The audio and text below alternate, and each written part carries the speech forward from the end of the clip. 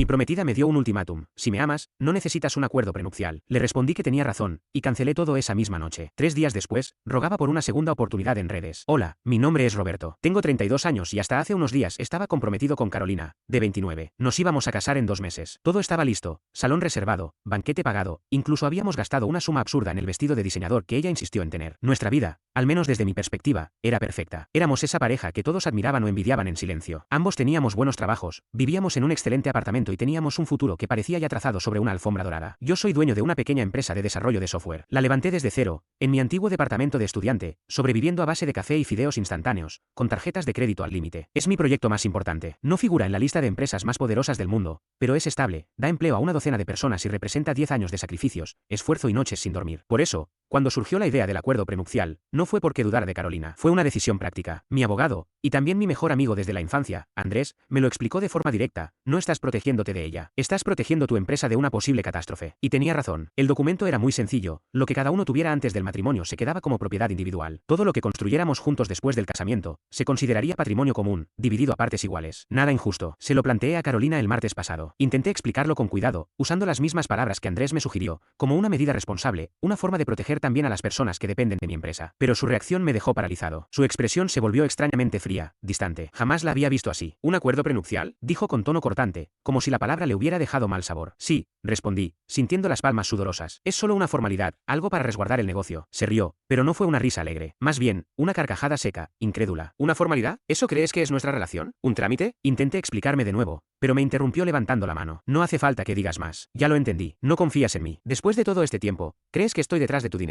Carolina, no es eso. Te amo, le aseguré, casi suplicando. Entonces demuéstralo, dijo con un tono grave, controlado, casi ensayado. No voy a firmar nada. O confías en mí, o esto se termina. Y ahí lo supe. No era amor lo que estaba sobre la mesa. Era una prueba de poder, una amenaza. Estaba usando nuestra relación como moneda de cambio para tener derechos sobre lo que yo había construido con tanto esfuerzo. En ese instante, sentí que la persona que tenía frente a mí no era la misma con la que había compartido años de mi vida. Me había enamorado de una versión que ya no estaba allí. Respiré hondo. Tienes razón, le dije. Sus labios se curvaron en una sonrisa de triunfo. Me alegra que lo comprendas. Sí. Tienes razón, repetí, interrumpiéndola. Se acabó. El silencio fue brutal. Su rostro pasó de la sorpresa al desconcierto, y luego a una furia silenciosa. ¿Qué acabas de decir? Que esto terminó. No voy a dejar que me manipules emocionalmente. Si para casarte necesitas quedarte con una parte de mi vida, entonces no es amor. Es una adquisición forzada, y yo no pienso ceder. Fui a la habitación, agarré un bolso y me fui. Esa noche dormí en el departamento de Andrés. No hubo gritos, no hubo llanto, solo una serie de decisiones frías y necesarias. Pasé 3 horas al teléfono. Primero llamé a la organizadora de la boda, cancelado todo. Luego al salón. Perdí los $10.000 de la reserva. Después al servicio de catering, otros 5.000 que no recuperaré. Seguí con la florista, la banda, el fotógrafo. En cuestión de horas, desarmé lo que sería nuestro futuro en común. Cada llamada dolía, pero no hacerlas habría costado mucho más. Como era de esperarse, Carolina me bombardeó con mensajes, llamadas, audios. Pasó de la furia al ruego. No respondía nada. Silencié el teléfono y me concentré en avanzar. Actualización. No esperaba que esto se volviera tan viral. He recibido una cantidad inmensa de mensajes y comentarios. La mayoría ha sido de apoyo. Otros me han tildado de insensible. A ellos les digo, no han visto lo que ocurrió en estos 3 días, porque justo después del primer aluvión de mensajes, Carolina desapareció por un día entero. Imaginé que estaba planeando su siguiente jugada. Y así fue. Inició una campaña en redes sociales, magistralmente manipuladora. Subió una foto en blanco y negro de nosotros, sonriendo. El pie de foto decía: a veces crees conocer a alguien. Mi corazón está destrozado. Oro por claridad y sanación después de que él decidiera abandonar nuestro amor por un simple documento. El amor no siempre es suficiente. Los comentarios no se hicieron esperar. Cientos de mensajes llenos de lástima hacia ella y odio hacia mí. Fui pintado como el villano que destrozó el corazón de una mujer dulce e inocente. En cuanto la noticia se esparció, comenzaron a llegar mensajes de amigos en común. ¿Qué pasó? ¿Estás bien? Me preguntaban con curiosidad,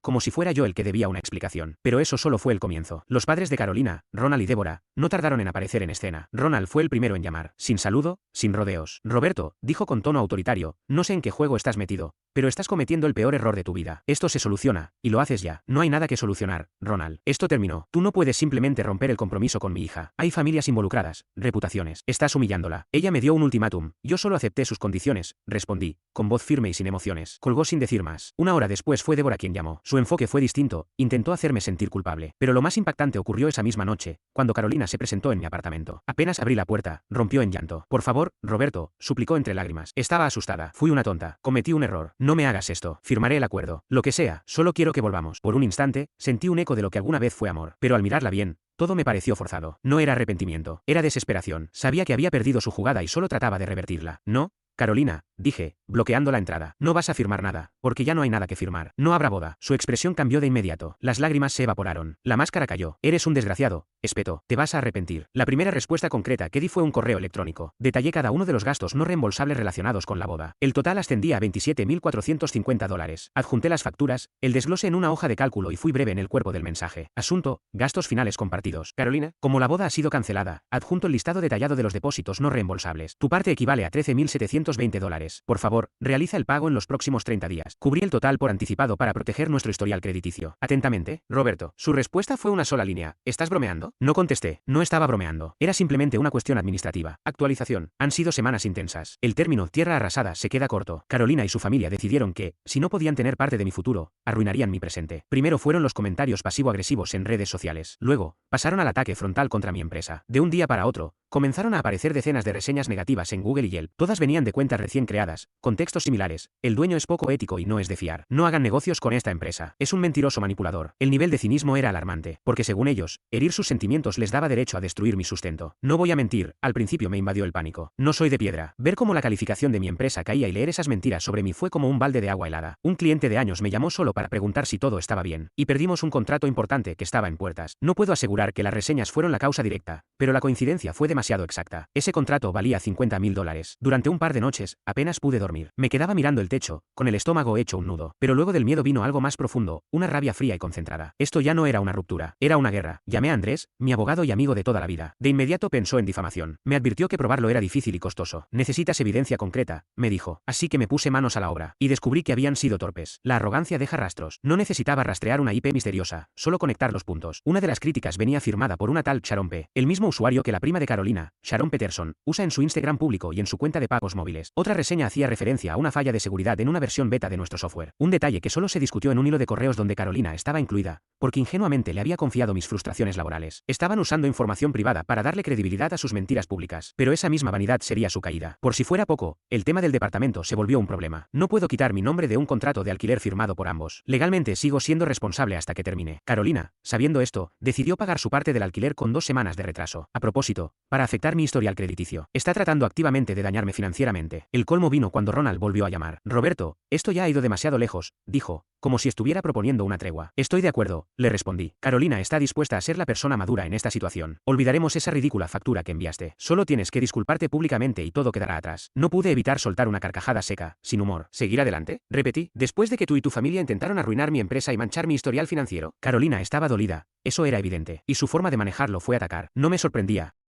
Aunque eso no hacía las cosas más fáciles. Un día, recibí una llamada de Ronald, su padre. Su tono era directo, cargado de una autoridad falsa que ya no tenía peso para mí. No puedes culparla. Está herida, dijo al principio. Respiré hondo. Mantuve la calma, aunque la adrenalina me recorría el cuerpo. Bien, Ronald, aquí va mi propuesta, le respondí con firmeza. Me vas a transferir $13.725 por los gastos de la boda. Van a eliminar todas las reseñas falsas en un plazo de 24 horas. Y Carolina abandonará el apartamento al finalizar el contrato de arrendamiento, sin más jugadas. Si cumplen con eso, no tomaré acciones legales. Se rió con desprecio. Estás delirando. No puedes probar nada. Tengo capturas de pantalla, Ronald. Un patrón documentado de acoso. Incluso tengo un correo donde una prima de tu hija usó su nombre real para publicar una reseña falsa. No son tan astutos como creen. Esta es su última oportunidad para frenar esto antes de que se vuelva muy público y muy costoso. Colgó. Ya no estaba en mis manos. Pero esta vez, yo estaba preparado para el desenlace. Actualización. Han sido 8 meses agotadores. No hubo un momento cinematográfico, una gran escena final. Aprendí que la justicia no llega como un rayo repentino. Es un proceso lento, minucioso, que consume tu energía, tu tiempo y tu dinero. Pero finalmente, lo logramos. Después de esa llamada,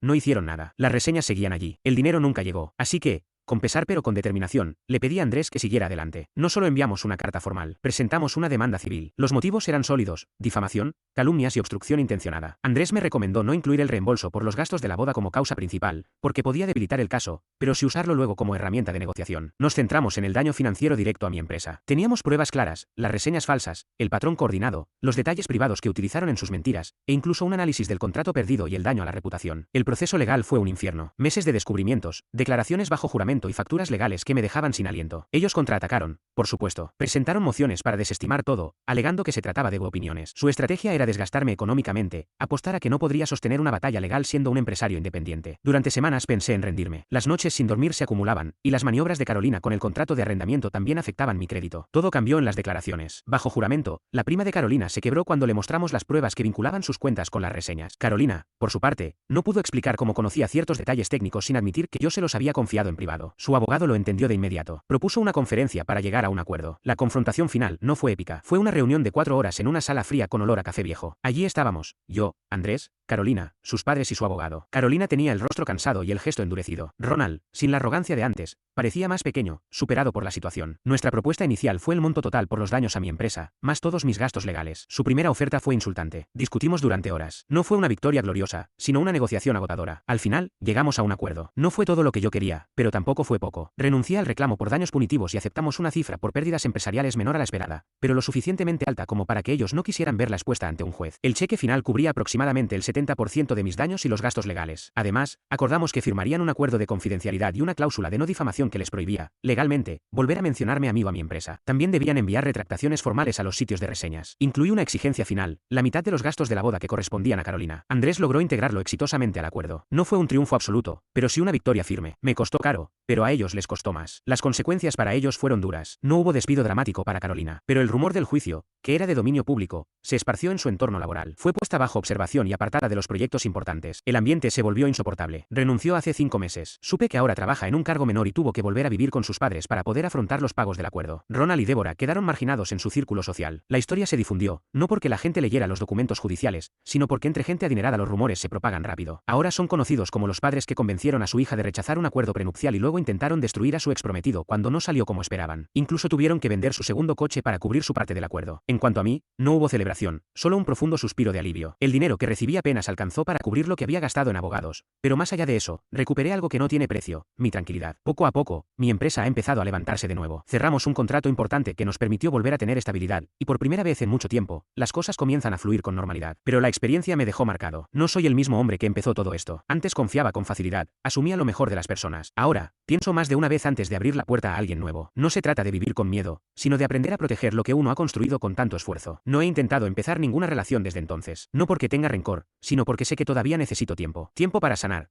para reconstruirme por completo, y para volver a creer sin reservas. A veces, cuando paso por el viejo lugar donde planeábamos nuestra vida juntos, no siento rabia, siento distancia, como si todo eso le hubiera ocurrido a otra persona. Y en parte es así. El hombre que soy ahora sabe que no todas las batallas se ganan con fuerza. Algunas se ganan resistiendo, manteniéndose firme incluso cuando todo parece desmoronarse. Y aunque fue difícil, no me destruyeron. Sigo de pie, y eso, para mí, es suficiente.